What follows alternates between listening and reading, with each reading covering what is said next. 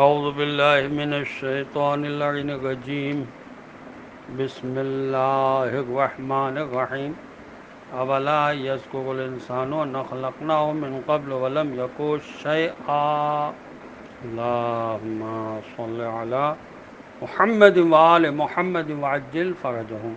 السلام علیکم ورحمۃ اللہ وبرکاتہ۔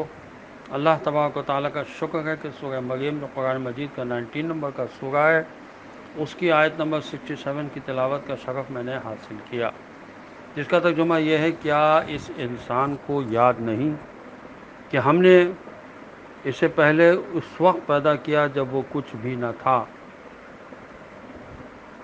ظاہر ہے کہ انسان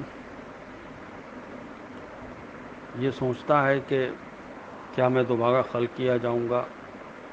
یہ مشاہدات کے خلاف اس لیے ہے کہ انسان اپنی پیدائش پر تو علم رکھتا ہے کہ عدم سے وجود میں لایا گیا ہے۔ ارشاد ہوتا ہے سورہ واقعہ جو قرآن مجید کا 56 نمبر کا سورہ ہے، اس کی 62 آیت میں: وَلَقَدْ عَلِمْتُمُ النَّشْأَةَ الْأُولَىٰ فَلَوْلَا تَذَكَّرُونَ، بتحقیق پہلی پیدائش کو تم جان چکے ہو، پھر تم عبرت حاصل کیوں نہیں کرتے؟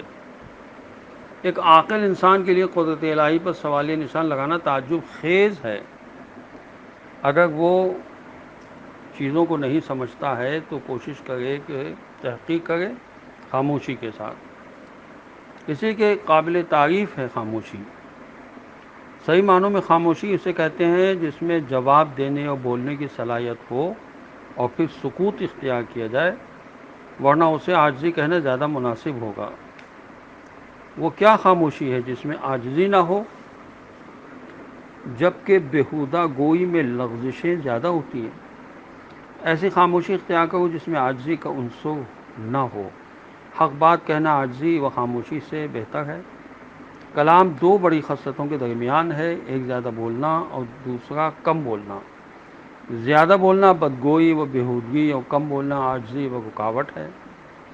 حکیمانہ بات سے خاموشی اختیار کرنے میں کوئی بھلائی نہیں، جس طرح جہالت کی بات میں کوئی اچھائی نہیں۔ پیغمبر اکرم صلی اللہ علیہ وسلم کی صفت بیان کرتے ہوئے فرمایا ان کا کلام شریعت کا بیان اور سکوت احکام کی زبان تھی۔ اہل بیت علیہ السلام کی توصیف میں فرمایا وہ ایسے لوگ ہیں کہ ان کا حکم ان کے علم کا اور خاموشی ان کی گویائی کا پتہ دیتی ہے۔ ان کا ظاہر ان کے باطن کا آئینہ دار ہے۔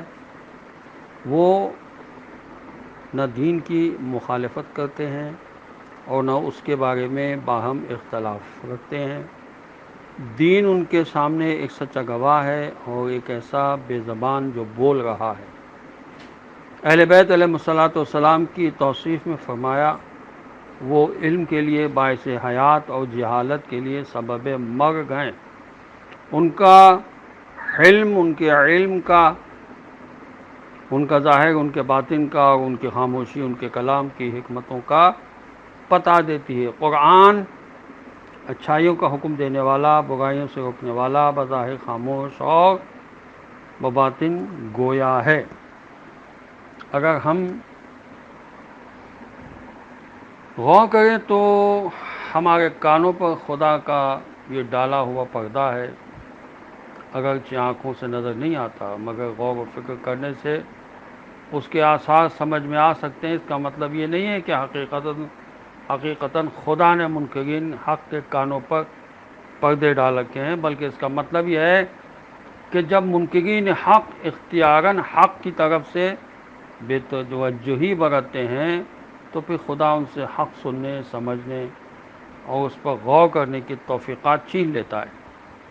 پھر ان کی حق دشمنی ایک لا علاج مرض کی شکل اختیار کر لیتی ہے۔ اسی لا علاج مرض کی کیفیت کو بطور کنایہ اس طرح بیان کیا گیا ہے جیسے ان کے کانوں پر پردے پڑ چکے ہیں اور وہ بہرے ہونے کی وجہ سے حق کی آواز نہیں سن رہے ہیں۔ یہ فصل الخطاب میں علامہ علی نقی صاحب نے لکھا ہے۔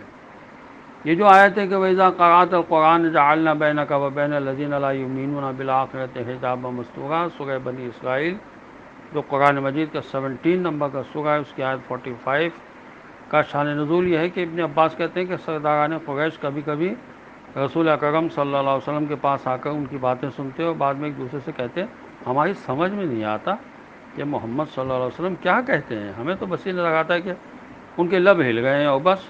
اس پر ابو جہل نے کہا معاذ اللہ وہ دیوانے ہیں، ابو لہب لعین نے کہا وہ کاہن ہیں، کسی ایک نے کہا وہ شاعر ہیں۔